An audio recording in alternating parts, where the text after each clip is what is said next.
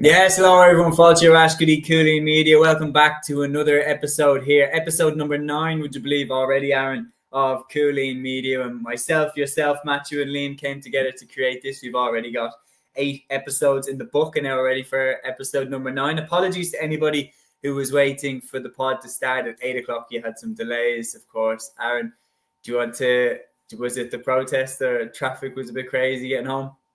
Yeah, there was an old protest in the Dublin city centre, so I think like the Port Tunnel was like closed off, and I work like close to East Point Business Park, so yeah, bit manic, bit crazy, lots of trucks driving around everywhere as well, so I also had to try and make sure I don't get fucking run over, but look, we made it back in one piece, and looking forward to the weekend's games. Like there's some very interesting games. You obviously have the Dublin ladies final. You've got the Clare senior hurling final, the Wicklow football final as well, and a couple of other cracking like semi-finals, quarter-finals. Looking forward to cracking into it, man. Yeah, no, I'm looking forward to jumping into this. And obviously, goes without saying that with the protest, anything that's pro-Palestine, we're fully behind it. All four of us and Cúilín Media and everything like that. So couldn't give a fuck about them setting up the things to be bothered and everything like that. I'm fully behind them. So fully behind the protest. We're going to split this into 2 sections. We're going to split this into GA news. We're going to recap the news that we've seen since Sunday's episode that Matthew and Liam took, but Matthew and Liam unfortunately won't be with us in this episode. It is myself and Aaron on this time. We've tagged in for the 2 of them. We're going to do the first half hour just purely on GA news that has happened since Sunday, and then the next half hour on the club action that is coming up this weekend. As Aaron touched on, we've got the Clare hurling final, we've got the Dublin LGFA final, we've got some huge clashes across the country. And if you are tuning in live, please do drop in what are the games you're looking forward to, which ones should we keep an eye out for, which ones might we have missed in our discussions. But let's jump in with the first part of the show, which is the GA news recap. And this is obviously since Sunday.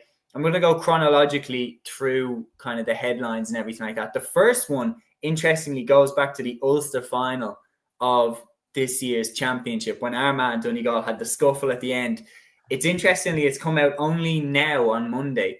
They've both been fined 7,500 euros each for that brawl. Well, interestingly, what's your first take when you heard that? Yeah, I don't know, like if there was some sort of like damage control put in place and both counties maybe came to an agreement that let's not let this get out to affect the players and the talk around each of them kind of going later into the championship and everything else. But yeah, no, look, I think it's I think all these brawls keep happening, and we've said lots of times like there isn't enough punishment, or it's very hard to punish individual players because it's very hard to just send 3-4 players off of each team. Do you know what I mean? It's very hard for the referees to see it, for officials to see it. So I do think the right way to lay down the law is by punishing the counties. Do you know what I mean? And I think ultimately, like because, and I know I did see some Armagh and Donegal fans kind of say, oh well, it didn't happen in the past, and what about Tyrone and Dublin and all these other kind of what abouts. And look, back then if there had been fines, that 100% would have been agreed. No one would have had any disputes. But I think you want these brawls and all this stuff to stop. And look, ultimately, if county boards are getting fined, they'll probably lay down the law a little bit, and that will pass down to the players that not to be getting involved. Look, I know there's always going to be a bit of afters, and obviously there's always going to be a little bits of bits of handbags and everything else, but in terms of anything serious, like we are seeing scenarios at the moment with fans and everything else, and look, I know that's a different problem in many ways. That's probably more of like a societal problem, but at the same time we want to try and nip that kind of stuff in the bud, because it does set a bit of a example to the younger players, kids and everything else might see that on the TV and think like that's look at these Armagh players who they follow and worship, and they're getting involved in this. So maybe when they play a club game, they might do something like that as well. So, I think it's good they came down on it, and hopefully it can, they can nip it in the bud a bit more now, kind of moving forward. Yeah, I agree. I think like, I've seen a lot of people get annoyed about the fact that Armagh and Donegal were fined for the scenes at the end of the Ulster final. I think one of the key things that you have to remember, and you pointed out really well, Aaron, is that we've seen it transcend from the players into the crowd at club level. We haven't really very, very high profile incident of it at the inter-county level yet, but the Ulster final was as close as I've seen, because full-time whistle went. There was a scrap going on in the middle of the pitch as the fans were running in. And all you need is someone who's a bit locked, who fancies himself as a bit of a scrapper to want to get involved. And now all of a sudden you have a situation where the players are fighting the fans. So they got away with one there in the Ulster final, and they have to make sure that they do not let it get to that stage again. And you said it right there. When there's so many people involved, it's hard to suspend an individual player when there's about 15 of them involved. So you need to come down on the county boards then, because then they'll go down on the players themselves. You need to go down on, so you need to clamp down on the county board, because they then in turn will crack down on the players that they know are probably leading the charge with this type of stuff. And we'll see less of this happening, because we've seen it at club level. That was very close to seeing it at inter-county level. So little small story there, but I think the GAA have handled it right. They didn't react to it impulsively. They took their time with it, and I think the right thing was done there. Interestingly, neither McGeeney or McGuinness haven't seen either of them comment on it. So I think that tells me that they're probably happy to just put this in the rear view mirror as well. Another interesting story, Ger Manley staying on as Cork Camogie boss. Obviously, Cork winning the All-Ireland Championship in his first year in charge, but they fell short of doing the 3 in a row, something that is such a historic feat, would have been such a historic feat if he had achieved it with that Cork team. I mean, the last team to do 3 in a row was the Wexford team of Ursula Jacob in 2012. It hasn't been done in quite a while. Him staying on as Cork boss indicates to me there's a bit of unfinished business there. Yeah, absolutely. Yeah, like I think it's always been a difficult one for Cork Camogie, like, because they've been so, like, you look at last year up until the final, they were so dominant, beating teams left, right, and centre at a canter, really, like not getting much of a test. And I think they were just caught cold really by Galway, obviously going down to 14 and everything else that kind of went with it. But yeah, no, I think it's a good decision that Manly stays on. Like, I think, look, they'll still be, it'd be interesting to see whether they be favourites next year. I know maybe some Galway fans might have some disagreement in regards to that. Galway obviously in the year previous gave a good account of themselves in the final as well. So yeah, it's going to be interesting to see. But I think, look, Cork are a phenomenal team, phenomenal players across the board, and obviously didn't win it this year, but won it the 2 previous. So I think while you have a manager like that, you have the players still there. Like, I think the last thing you want is a bit of disruption. A manager leaves and maybe some players think, all right, maybe it's my time to go as well. And that can kind of disrupt the flow. Like, they're still, they're still going to win more All-Irelands over the next couple of years. They mightn't win it every year, but they're going to be thereabouts. And this definitely gives them the best chance at retaining that, definitely. Yeah, like, it's definitely an unpopular opinion to say this, but I still think, like, Galway were phenomenal on the day of the final, and they absolutely deserved their win. But I still think if you were to play that game again 10 times, I think Cork would win 7 times. Like, they blitzed everyone on their way to the final. I think Galway just got one of those days where they got Cork a little bit off colour. Cork were still hanging in there, but still things went right for Galway in terms of the free landed to Carrie Dolan and things like that. And Cork didn't manage to kick on at the end after getting the goal from Orla Cahalan. So there's interesting moments. Cork missed that window to make it 3 in a row. I'm be interested to see just how ambitious is Ger Manley in staying on. Does he want to just win this year, put that to right, and maybe leave? Or is this Jim Gavin style where, he loses in 2014 and then he wants to do 5 in a row, which he ended up doing? So interesting to see where exactly Ger Manley's term will end now, because when you stick around after a bad result, it means that you either want to go out on a high or you genuinely want to make a legacy with this team. And I think Cork have a good enough team to do it. So it will be interesting to see. Now, this story broke, I believe on Wednesday, so it only broke yesterday. But yesterday morning, the discussion of the inter-county rules, the new F4C rules, they're going to Congress this weekend. They'll be voted on at the GAA Special Congress this weekend. I cannot stress how much I'm hoping that they just leave the rules as they are. Like, I cannot stress how much I am praying that they leave the rules as they are and don't head backwards towards what the game was in 2024, 2023 and beyond. 94% of inter-county players have said that they are enjoying football more under the new rules. So it's being voted on at the Special Congress this weekend. I beg, please don't take a step backwards here. Listen to the players. They are the ones who are playing the game, and 94% of them saying that they enjoy the game more now. You got to listen to that. Yeah, 100%. Yeah, and I think it's important as well that they don't also, I know there's talks about like 4 points for a goal and, you know, different things like that maybe coming in. Like obviously like a shot clock as well to sort of stop the side where it's passing and everything else. But I probably would just leave it as it is, to be honest with you. I think we had the perfect balance last year. I know there are some arguments maybe that there were at times a lot of kind of one-sided games, and it did kind of happen a little bit towards the end of the inter-county football season with the final a little bit. Obviously the semis as well were a little bit kind of one-sided as well.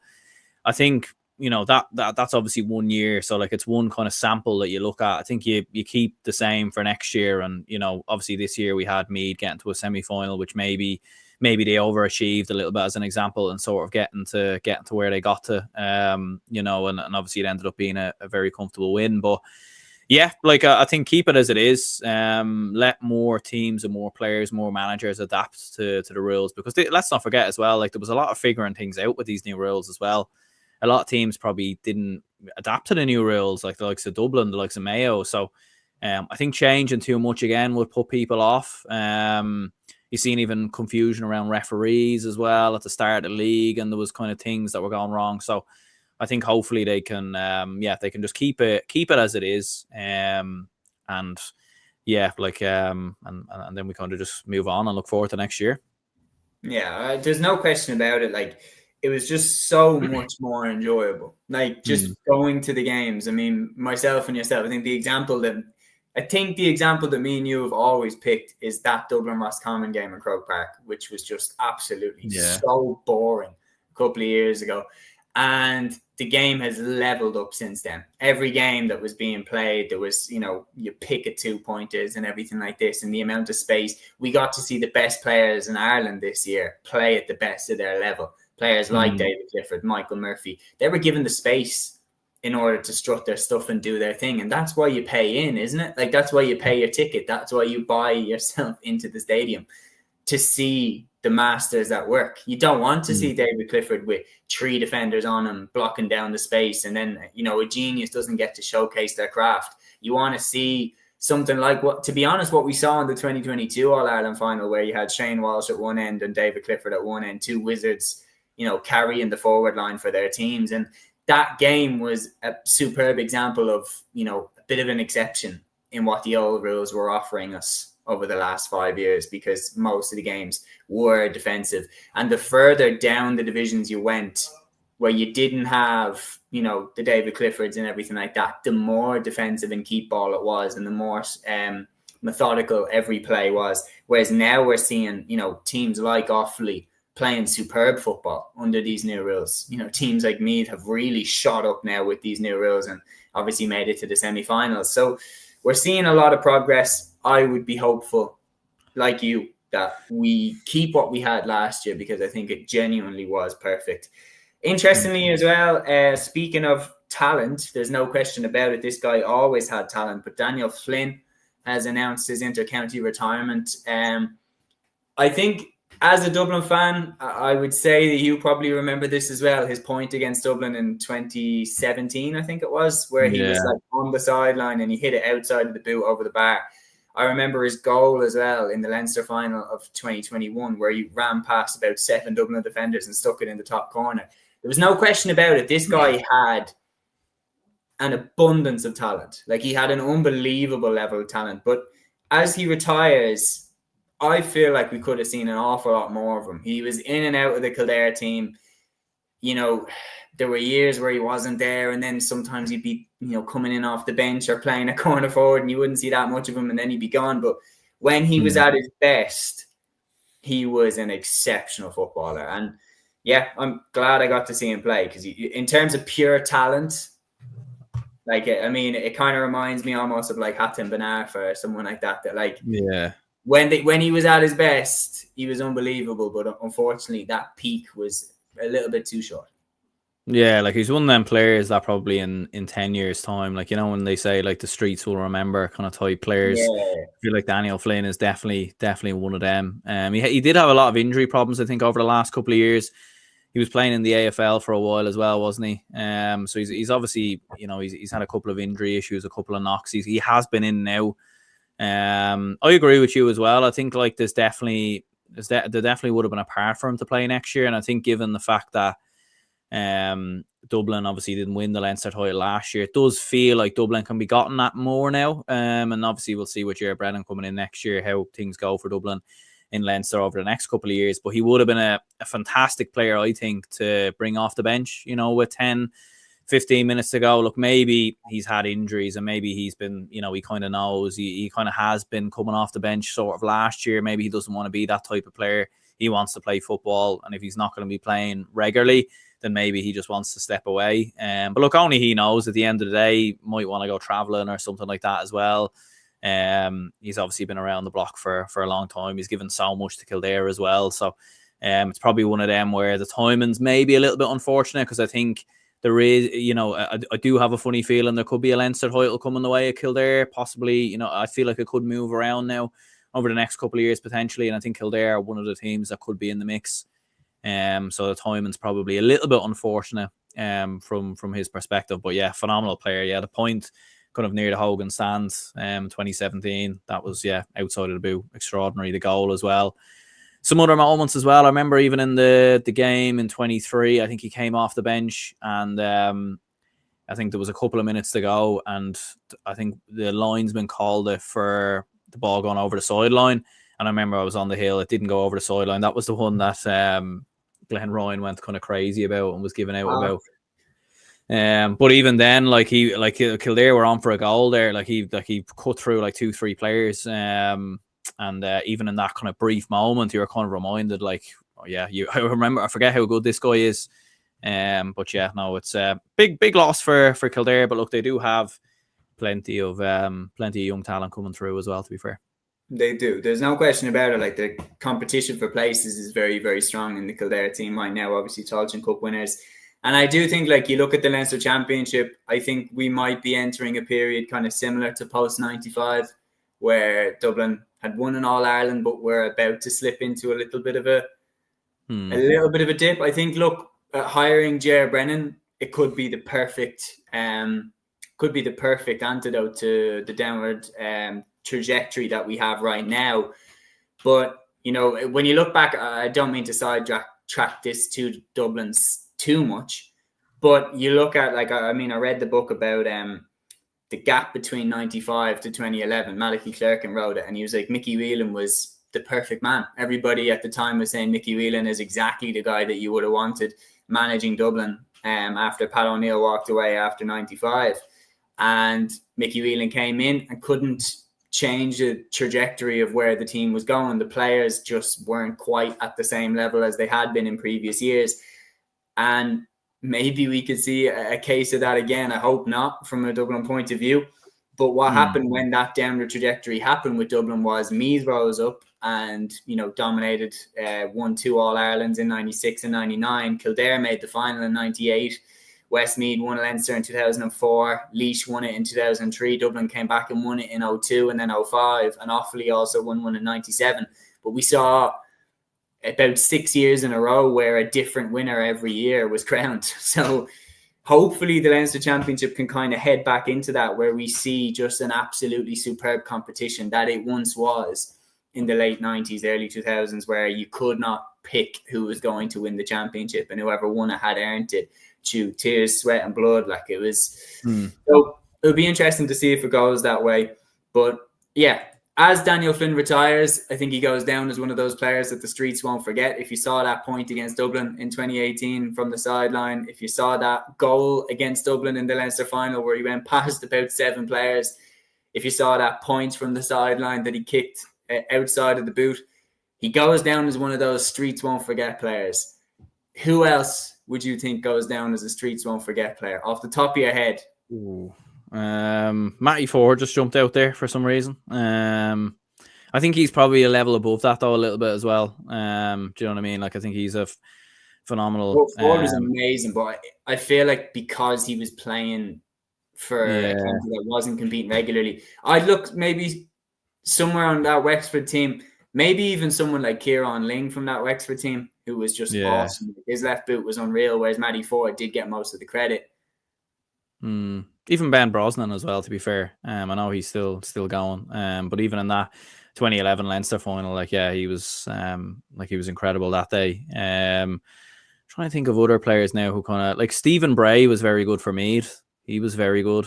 Obviously you had Geraghty and Sheridan, but like Stephen Bray, I think was one who who didn't get mentioned maybe enough.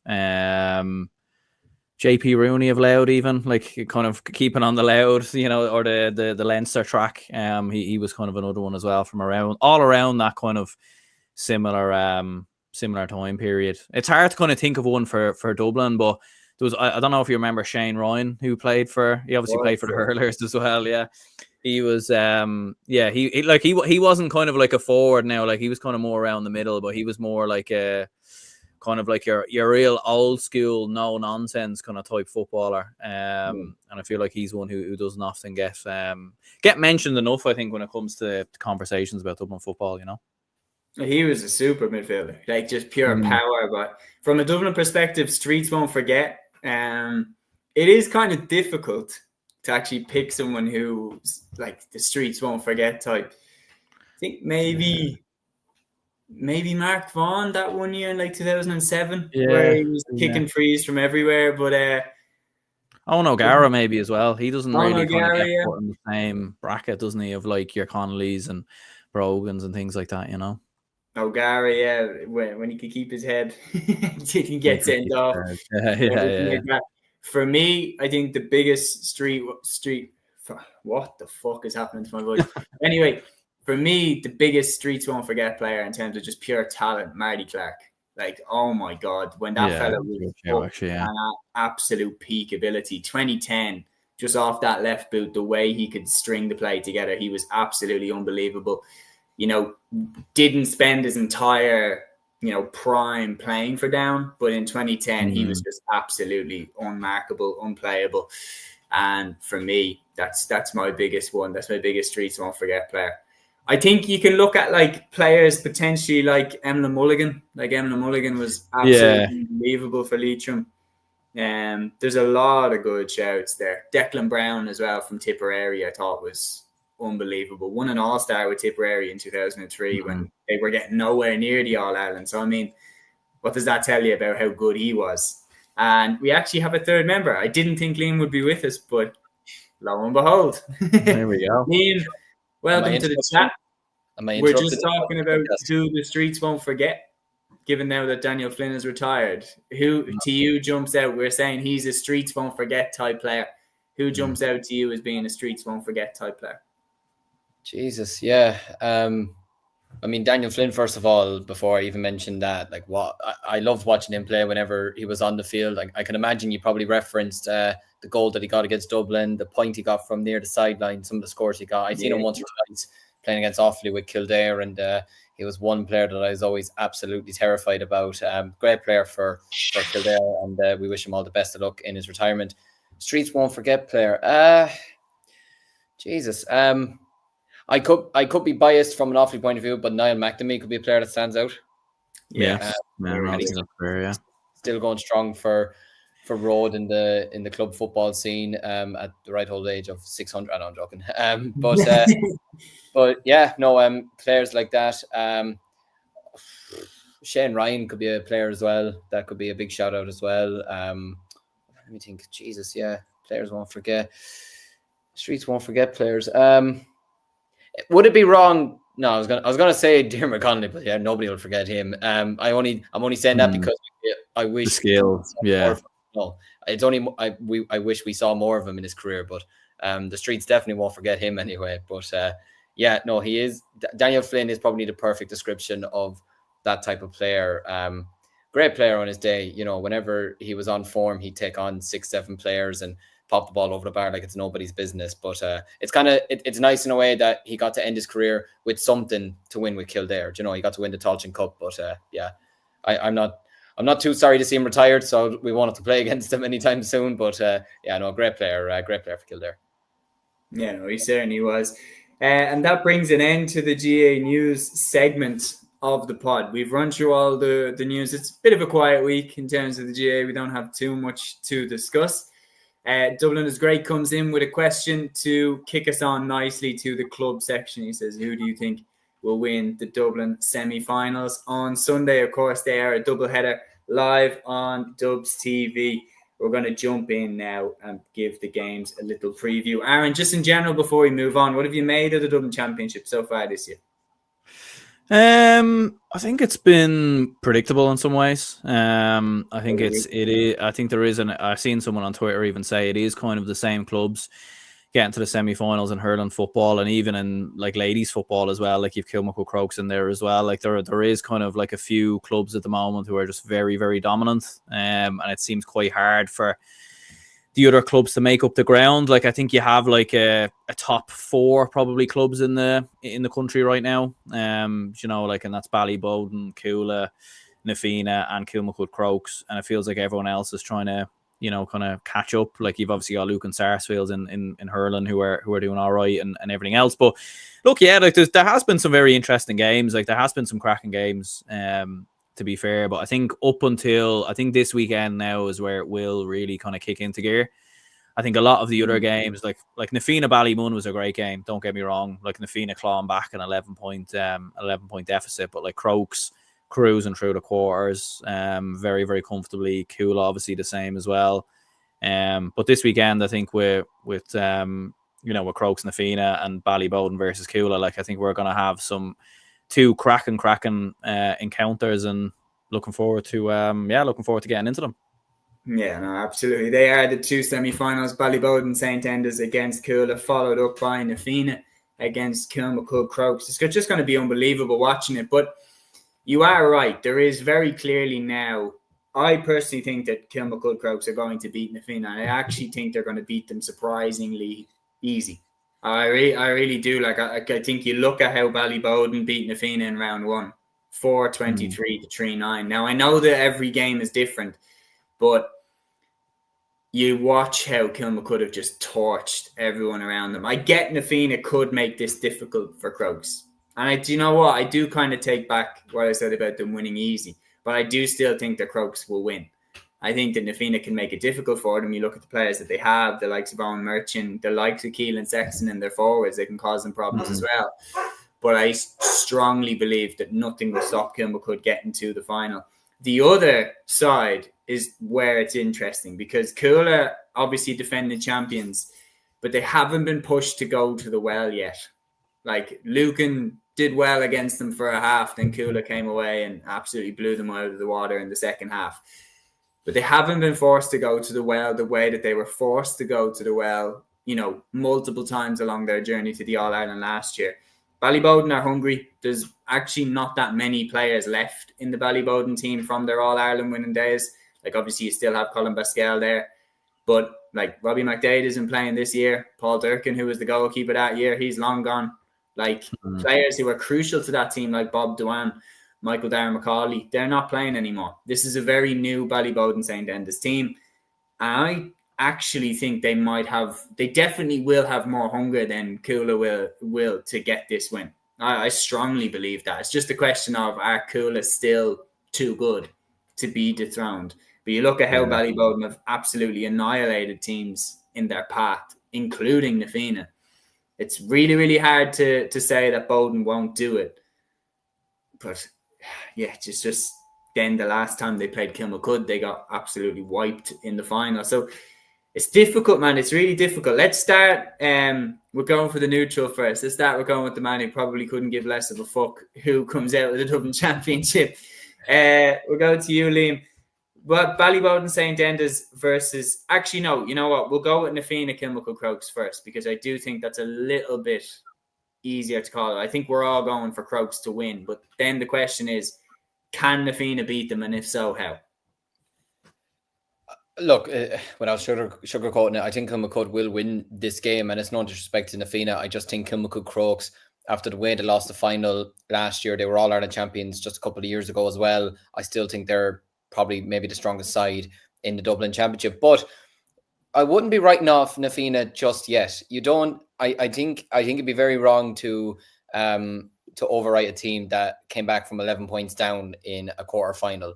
You know, the momentum you can gain from that, the joy you can gain from that. I can imagine training over the last couple of weeks must have been like Disneyland in a way, because you know when you're being, what was it, 113 to 5 points at halftime, or 4 point, doing the maths in my head now, 113 to 5 points, yeah, like, you know, you could be down and out after that, but the courage that they showed in the second half to come back and turn the game around, like you mentioned there, Keelan Sexton was on fire in that game. David O'Hanlon had a solid game in goals. You know, like players like these stood up massively for Na Fianna the last day, and if they can step up once again this weekend and put it up to Kilmacud Crokes, then you honestly never know. Now look, do I see them beating Kilmacud Crokes in the end? I don't. I just think Kilmacud Crokes are probably still the strongest side in the Dublin Championship left, bar obviously the two teams on the far side.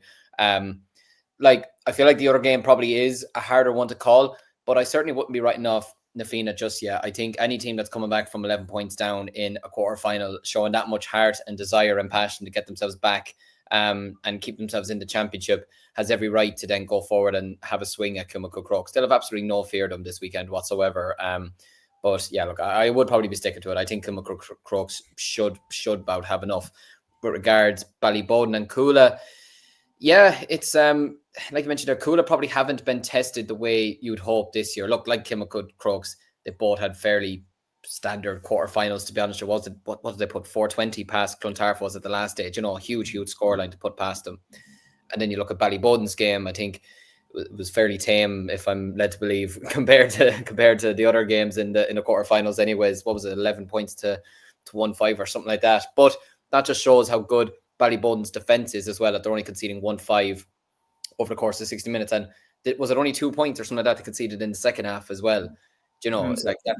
I think so, yeah. But like, still, it's very, very impressive from them. So I think that one will be a lot closer to call. I still have a feeling though that Cúilín might still have enough to get themselves over the line. But yeah, I think we're in for two very good semi-finals. I think, like you mentioned there, it's probably been a bit predictable so far in the Dublin Championship, as in you've probably expected everything to happen that has happened. But I think we're now at a stage where the four best teams are remaining in the championship. So, but I think it should be good semi-finals this weekend. And the thing is, don't be surprised in a way if we ended up with a Na Fianna Ballyboden final.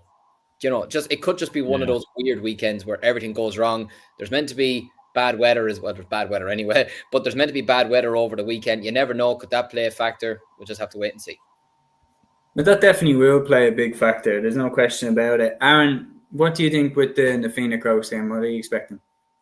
Yeah, I do agree with Liam as well. I think Crokes will come through, but I think this is going to be one of them games where Na Fianna have the chances to win it. Like, you remember when Crokes played Raheny a couple of years ago and it went all the way to penalties, and Raheny had so many chances that day to win that game and ultimately fell short on penalties. I think this is going to be something similar, to be honest. I think Na Fianna are going to have massive chances in this game. I think Crokes are going to be pushed to the pin of their collar. I think one thing we've saw with Na Fianna, not just in the game versus Ballymun, but even in the groups as well, like, they've been brilliant at facing adversity. Do you know what I mean? Like, most teams would fold in their scenarios. And let's not forget as well, this is a team with a group of players who've been to a good couple of county finals in recent years and lost them. Do you know what I mean? So to go to the well and keep on coming back stronger, I know they are a little bit better with Keelan Sexton, obviously, in their team now. He wasn't obviously there a couple of years ago. But yeah, like, I think they've got some phenomenal players there, and I think they definitely can do damage. But I think it's just that Crokes know-how of getting the job done. They have players, as we know, in Manny and Walsh, who can do it on the big occasion. You have the likes of your Dara Mullins and your, a few others there as well to kind of make an impact. So I think Crokes will come through it, but I do have a funny feeling it's going to go to extra time, and I think it is going to be a lot closer than people think, and it's going to be one of them where Crokes probably end up winning it by 2-3 points. But I think it's a game we'll look back on and think, geez, Na Fianna could have maybe done something there. I've just got a feeling it's going to be one of them type of games. Yeah, no, I do agree with you. I'm going to reel up your next answers. So I'd advise, please keep your whole head on the screen. Don't let Liam cut off half your face for this answer. But the two semi-finals this weekend in the go-ahead Dublin Senior Football Championships, what a pair of semi-finals that we have here. Ballybowden St. Enda's against Cúilín, Nafina against Kilmacud Crokes. What final are you expecting now that we have this Final Four? I'm going to say Kilmacud Crokes and Cúilín. I'm going to stick it out with those two.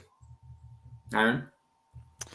I'm going to go with Kilmacud Crokes and Cúilín as well. I know I've got a Ballybowden shirt in the background there, so it's a bit of an awkward one. But I did back Cúilín to win the All Ireland. So, and I should stress, I'm not a Ballybowden man or anything like that. I just won the jersey in a giveaway. Before any Ballybowden fans are watching and thinking, how dare you go against there's a reason why it's on the wall and I'm not wearing it. So, but yeah, we will go with Cúilín Crokes.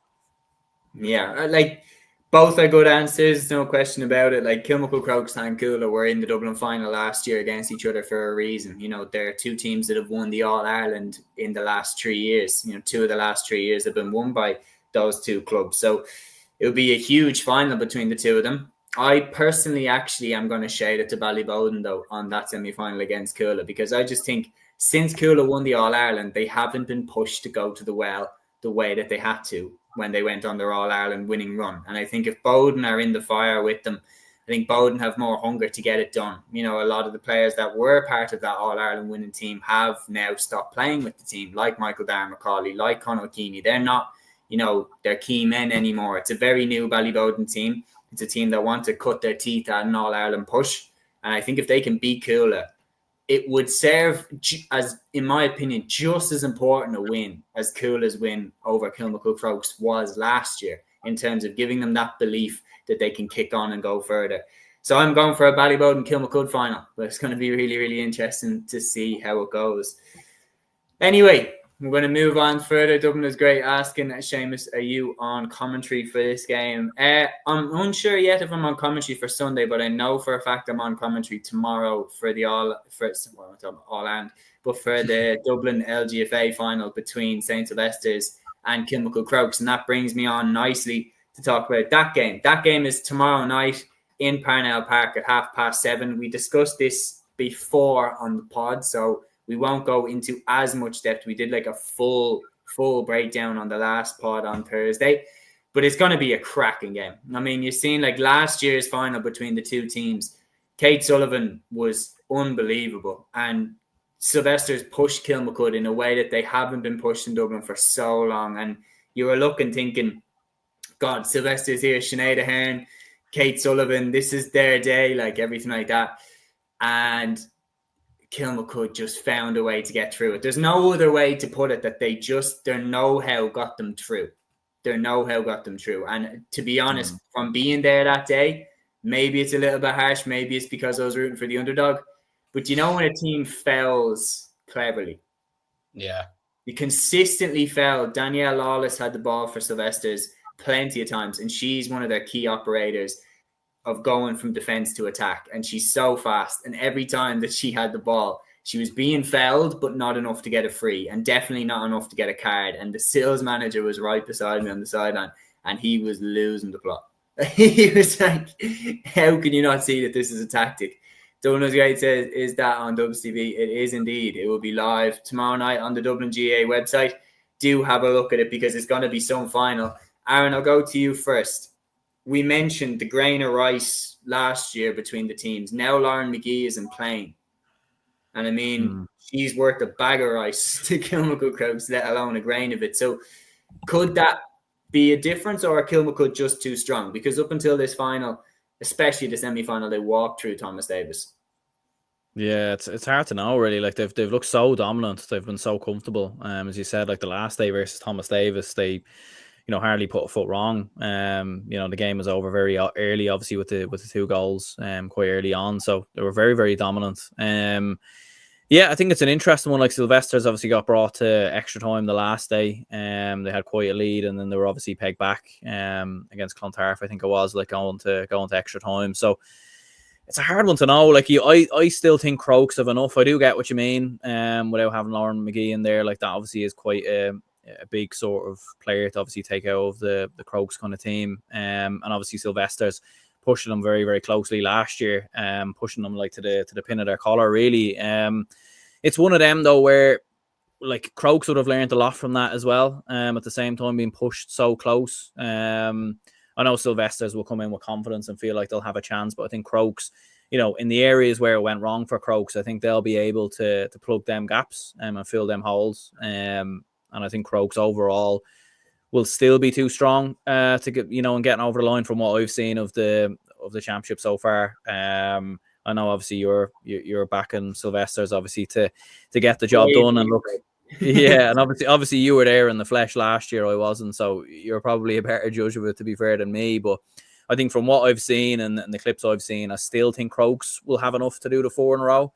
But look, I do think it would be great for Sylvester's to get over the line. I don't think they've ever won the ladies football championship, the Dublin ladies football championship before. So I think that would be huge to see them get over the line, and especially as I mentioned earlier, you're having a lot of predictable winners at the minute in Dublin, and I think it would be great to see someone different win. So and obviously Sylvester's aren't too far from where we're based as well. I know they might be a bit of a rival and everything else of Whitehall, but look, it'd be nice to see them get over the line.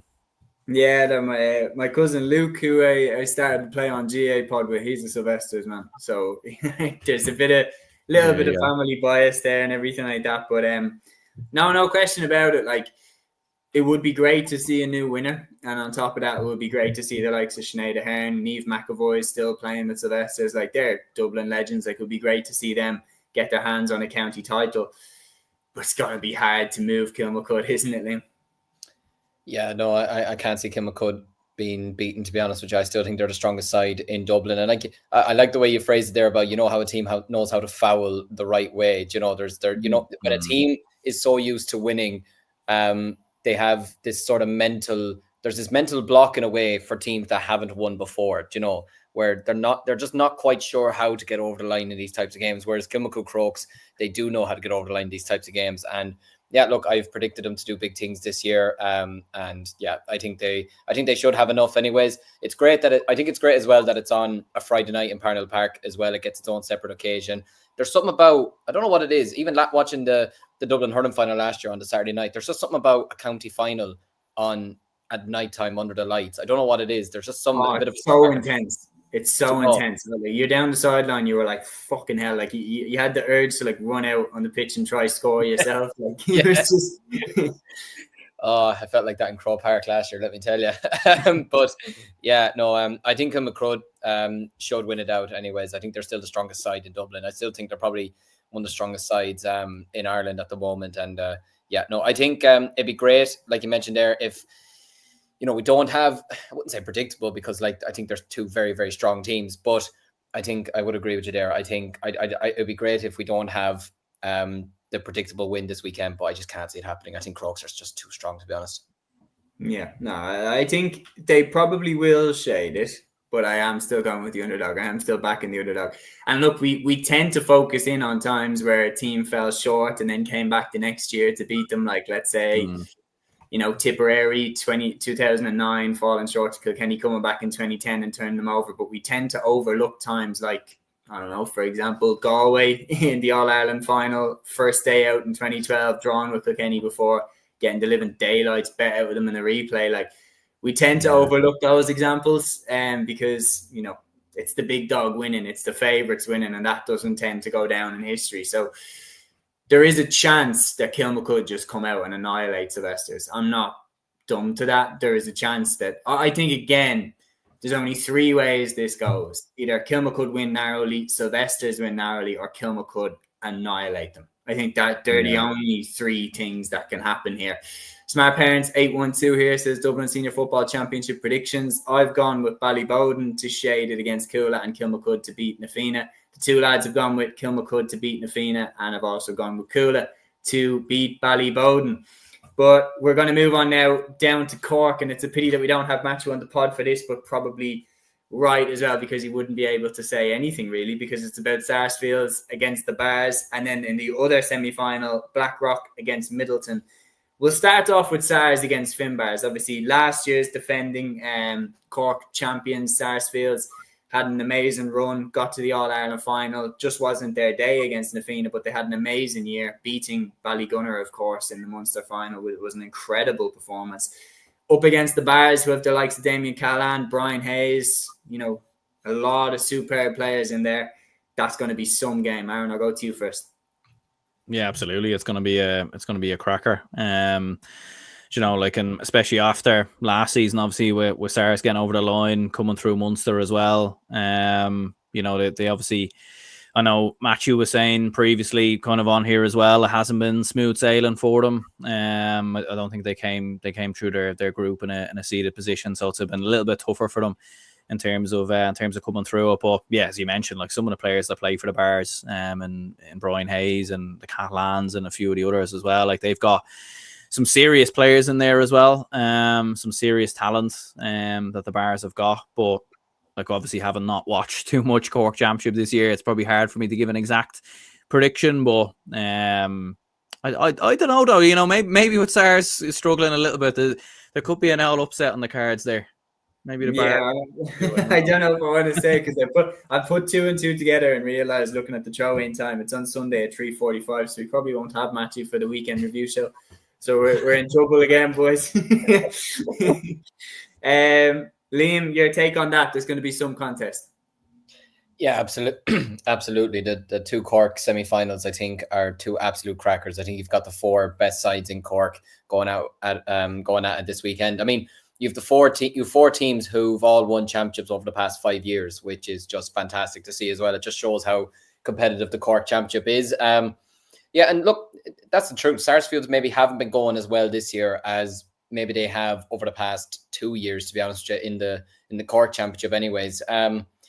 Like against Charleville, I mean, I presume you've all seen the flick by Dara Fitzgibbon, which was unbelievable. If it gone over the bar, then Jesus, it would have been score of the year, to be honest with you. But like Charleville did well in that game. Like I'd seen a good chunk of the match, saw more of the highlights during the week as well. And like Charleville were no pushovers. They led by a point at half time. They were going fierce well.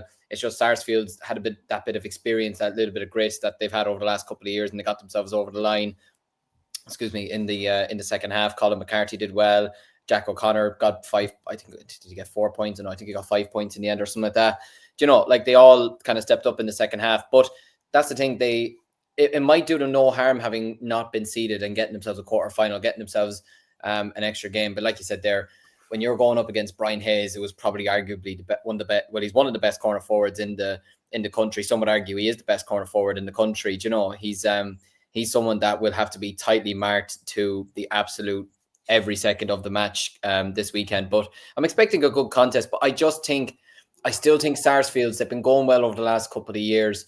I still think they might have more to offer than Finbars. I could be very well off in saying that, but I just think Sarsfields might be able to get themselves over the line here. And in terms of the other semi-final, I think Middleton and Blackrock is set up to be an absolute cracker as well. Middleton sort of, I wouldn't say sort of similar, but they're probably maybe not going as well as maybe they'd hope as well. I know, chatting to a friend of mine who's from Middleton, he had no hope coming into the season. Like he had absolutely no hope that Middleton would even win the championship this year. And now they're 60 minutes away from a county final. And I feel like the win that they got over Glen Rovers in the quarterfinal, especially the position they were in, to get themselves over the line in that type of an atmosphere, that type of a game, was absolutely vital for them. Now, the only thing is, if Conor Lehane doesn't perform, then that's a big, big worry for Middleton. He's their go-to man. He's their talisman. I can remember one of the days last year, he scored 14 points in one match. And ironically, that weekend I scored 14 points, but it was in a junior C match. So I'd like to remember that weekend for the rest of my life, that I was on the same level as Conor Lehane. But yeah, no, if Blackrock are able to manage the threat of Conor Lehane even just a little bit, then Blackrock, in my opinion, should be able to get themselves over the line here. But I have a funny feeling Middleton have a bit of unfinished business in the Cork Championship. They obviously won it in 21, lost it in 23 in the final. And really, when you do look back on it, probably shouldn't have lost to Sarsfields last year. They were very, very good in the first half. Like I remember texting my friend and seeing the scoreline at halftime, and said to him, Jesus, you're going to win, you're going to walk this championship. And then next minute they lost in full time, and I couldn't believe it. So I feel like they still have something that they do want to say about the Cork championship. But yeah, if I was to be predicting it now, I think we're going to be seeing a Sarsfields Middleton final. I'm going to back Matthew. Hopefully he'll come back to the channel. Yeah, I'm going with Sars to beat Finbars. Nothing to do with Matthew. I'm going with genuinely, like, I was impressed by their run through to the final last year. Just sometimes it just doesn't go your way, but I mean, they still have unbelievable players there. The likes of Jack O'Connor obviously spring out, but then just the way that they put Ballygunner to the sword when it was going down to the wire like that, I think it was very, very hard to ignore that. And the fact that they're back here when so many big core clubs have fallen already, like the likes of Glen Rovers and everything like that, like they've fallen. Yet SARS are still here, and that tells me that they've unfinished business with the championship. Now, I'm not saying that I think they're going to win it, but I'm saying that the hunger is still there to go again. And that's one of the most crucial questions you need to ask the teams who went so far into the championship but fell short. Are you willing to, kick the tires and go for another road trip? And they look like they are. So I'd probably shade it to Stars. I do think the Bars could cause them a lot of problems, though. And similar prediction to yourself, Liam, I think Blackrock will go for the other semi-final, because I do think you take Lahan out of Middleton. I think that the rest of their forward line is manageable from a Blackrock perspective. And then you add in the fact that Blackrock have Alan Connolly leading their line. Like, he's as big a threat as you get right now in the game. So I'll shade it to Blackrock, and then that would set up a final with Stars and Blackrock, and I'm not going to dare call that just yet. I want to see how they get on against their respective opponents in the semi-final before I predict that. Liam, there's also one game that is jumping out massively on the clubber picks, which we'll come to after. Aaron, first of all, did I get your predictions? You kind of hinted that you might fancy the Bars, but I don't know, did you go for them in the end, or are you going to go Stars, and then who are you going with, Blackrock and Middleton? We'll go with the Bars. I think the Bars will get over the line. Yeah, we'll mix it up, and we'll go with Middleton as well to get over the line versus Blackrock. Conor Lahan's going to put on a clinic, and I don't know, he's going to score 15 points in this game. No, okay, very, very interesting. Liam, I was going to bring you to the next fixture, the one that is literally on the clubber picks. Your very own Kilcormac Lahi in the Offaly Senior Hurling semi-final against Birr. That's going to be some game. Yeah, looking forward to it. It's been a strange sort of season in Offaly. I remember I was doing a preview earlier for the match with John Leahy, who would have coached the club a number of years ago, and I kind of said it to him that I going into the season, I didn't know what to sort of expect with the Offaly Championship, because a lot of people would have seen our club as like the team to beat, and a lot of people would have been thinking, oh, they won't be beaten, for years to come, or it's hard to beat them, whatever. And other people were seeing that it would probably be us and Ballinamere back in the final again this year. And then after the opening match day, all that thought went out the window, because we ended up drawing with Belmont. Ballinamere ended up getting a hammering really by Coolderry, and all of a sudden everyone was like, oh, right, these teams can be beaten. So it's been, for me, it's actually been a great championship, and it's probably done us no harm in a way, not kind of like Sarsfields not being seeded, not topping our group, to be honest with you, and not just going straight to a semi-final, because Belmont now, who are playing Shinrone the other semi-final in a couple of weeks on Sunday, and Birr, who are playing us on Sunday, they've had 4-5 weeks off with no championship action, which could come back to bite them a bit. Now, I'm sure they got challenge matches in between that, and a lot of Belmont players would have been playing football with Forban over the past couple of weeks as well to keep up fitness, and they've had championship action, whatever. But in a weird way, I feel like because we didn't really perform in the group stages, I feel like having the game against Ballinamere was the best thing that could have happened to us. And we put in a professional performance. We put 229 on the board.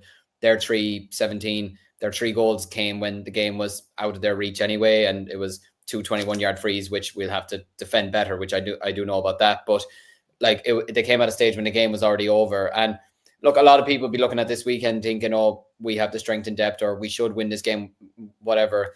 Birr are a historically proud club in Offaly. They're 22-time Offaly winners. They're 4-time All-Ireland winners. I think they've won 7 or 8 Leinster titles. They're absolutely no pushovers. And, they have some top-class players across their team as well. They've Ben Miller, who was the fullback for the Offaly under-20 team that won the All-Ireland last year. Owen Cahill, experienced Offaly player. Luke Nolan, underrated player.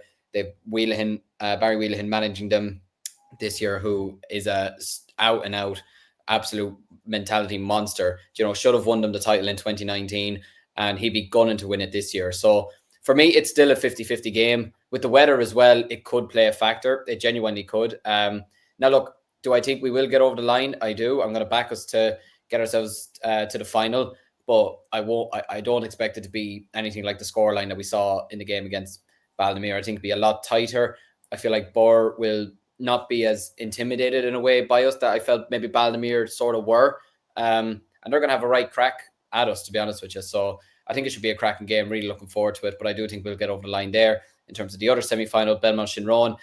Belmont played Shinrone 3 years ago in the Offaly semi-final. The score was 22 points to 17 on like the 62nd minute, and Shinrone somehow won the game by a point. Two last-minute goals, which just absolutely sank Belmont. They're, like, for context, Belmont have lost the semi-finals in 2017, 2018, 2019, and again in 2020 and in 2022. Like, they've just had absolutely no luck when it comes to the Offaly Hurling Championship, whether it's 1 point defeats or 2 goals in the last minute, or just coming up against teams that, like Rhinos, who did 3 in a row a couple of years ago. But they're coming up now at a stage where they've their big players back. Oisin Kelly's back after he was in the States. David Nally's hurling out of his skin. Other players like Dara Flynn's playing well for them at the moment. Egan's are playing well. So yeah, they're going really well. And I think if we were knocked out, I'd love to see them win the championship just for their sake.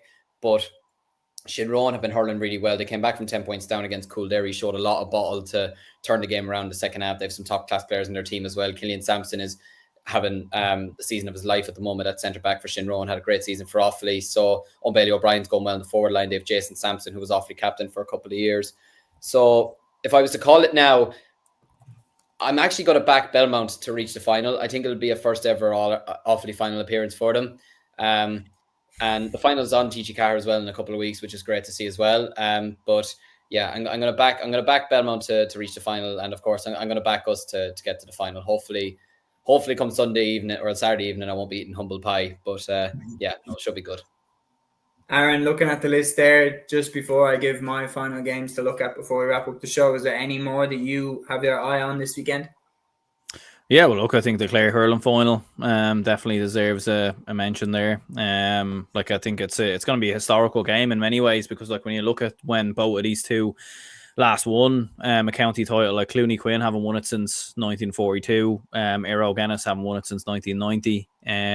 Both are going to have some star-studded players as well. Like Cloney Quinn will have the likes of Peter Duggan, Ryan Taylor, Jack O'Neill, so some very interesting players there. Eero Guinness obviously have Shane O'Donnell within their ranks as well. So I think it's going to be very interesting. I think that's a game that stands out, and maybe another game worth mentioning as well is the Wicklow football final this weekend between Bolton Glass and Carnew Emmets.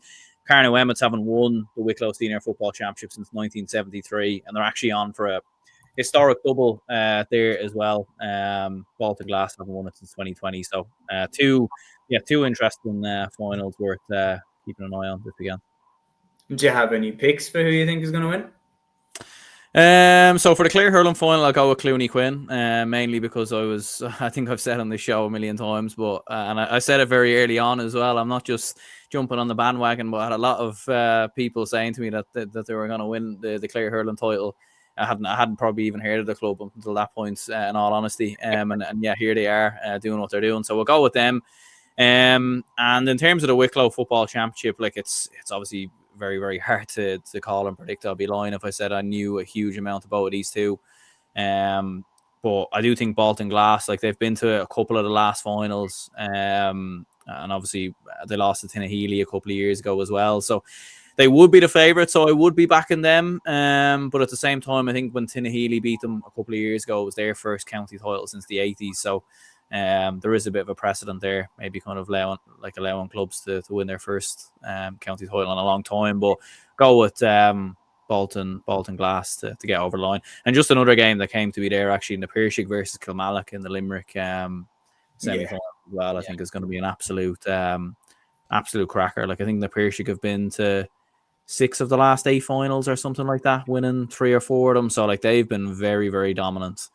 And Kilmallock have obviously got some, top players in Shane O'Brien and everything else. So that'll be an interesting one if I have to call it.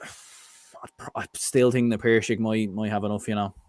Yeah, no, they'll be very, very difficult to overthrow. I think Kilmallock's slightly on the downturn. I think is that maybe too harsh. I don't know, but like players like Graham O'Cahy aren't quite at their best anymore, and players like that. So I think the Piercing though are on the up. With the likes of Peter Casey, I think it's frightening. The Peter Casey, I still don't think we've seen him at his peak. Gavin has a great one here. A lone derby between Clon and St. Bridget's in one semi and Pierce's and St. Farrell's in the other. Final and Roscommon should be crackers. I mean, if Bridget's and Pierce's get drawn against each other in the final, that is going to be something else. So, I would absolutely be buzzing to see that one take place. Before we wrap up the show, I'm just going to highlight as well 3 huge LGFA county finals this weekend. Starting off, obviously, we have the Dublin final. We have the dominance of Kilmacud Crokes coming up against St. Sylvester's. Last year, Sylvester's were so close to beating them. There was a grain of rice between them that day. It was only a point between the teams. Sills could have won it. Crokes are going to be very, very difficult to top, but I think without Lauren McGee, I'm actually going to shade it to Sills to be able to do it, but I could be very, very wrong, but only time will tell. Then on top of that, we have Ballymacarbry going up against Comer Rangers in the Waterford LGFA final. Aaron, obviously you picked Comer Rangers to win Munster. I picked Ballymacarbry to win Munster, so it's going to be very, very interesting to see who wins that one. Ballymac were absolutely unquestioned the dominant force in Waterford. I think what was it, 42 titles in a row. Comer finally turned them over last year. I think Ballymacarbry will be coming with a vengeance, and I think they want to get their crown back. The final one then, Dunshaughlin against Dunboyne. I think out of my 3 to watch, you've got Dunboyne there with the likes of Emma Duggan, Dunshaughlin there with the likes of Niamh Gallagly.